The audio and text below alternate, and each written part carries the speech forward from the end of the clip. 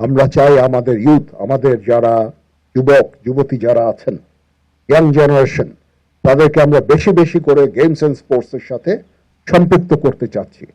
এটা একটা চরিত্র গঠনে একটা বিশাল একটা কাজ হবে বলে আমি বিশ্বাস করি। আমি জীবনে কখনো কোনো স্পোর্টসম্যানকে খারাপ কাজে জড়িত হতে দেখিনি। গেমস এন্ড স্পোর্টস এর এটাই হচ্ছে মাহাত্ম্য। আমি কখনো কোনো দেখিনি যে স্পোর্টস এর সাথে জড়িত কোনো ব্যক্তি বা স্পোর্টসম্যান ওই গাঁজা খাচ্ছে, খারাপ কাজ করে বেড়াচ্ছে। I have never seen. এই জন্য আমি মনে করি দেশের যুবকদের, আমাদের ইয়াং জেনারেশনের চরিত্র গঠনের জন্য games and sports is a very important media, very important way. এবং গেমস এন্ড স্পোর্টসে আমরা তাদেরকে বেশি বেশি করে সম্পৃক্ত করতে চাই। যদি আমরা ফ্যাসিলিটি ডেভেলপ করি তাহলে অবশ্যই ইয়াং জেনারেশন, আমি দেখেছি তাদের মধ্যে প্রচুর আগ্রহ, বিভিন্ন ধরনের খেলাধুলায় অংশগ্রহণ করার আগ্রহের আমি কোনো অভাব আমি দেখিনি।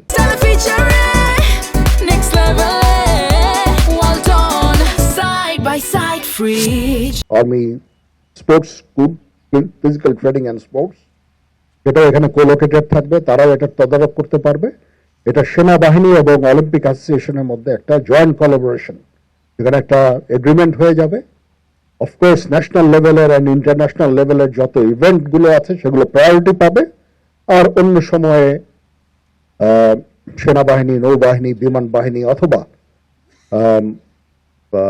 দেশীয় কোনো ক্রীড়াবিদ কোনো ডিসিপ্লিন এখানে প্র্যাকটিস করতে চাইলে থেকে সেটাও করতে পারবে। It will be open for all, এবং এটাকে মেনটেন্যান্সেরও একটা দায়িত্ব তখন এই স্পোর্টস স্কুলটা পালন করবে।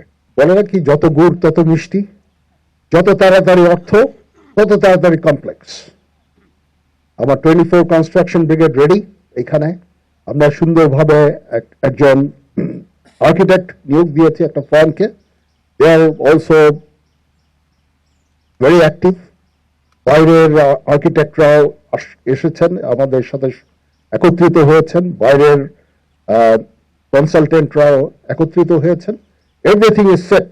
আমরা মিডল ইস্টে গালফ কান্ট্রিজ গুলোতে তাদের কাছ থেকেও একটা হ্যান্ডসাম অ্যামাউন্টের ডোনেশন এক্সপেক্ট করছি। এটার জন্য যা করতে হয় that we have to go.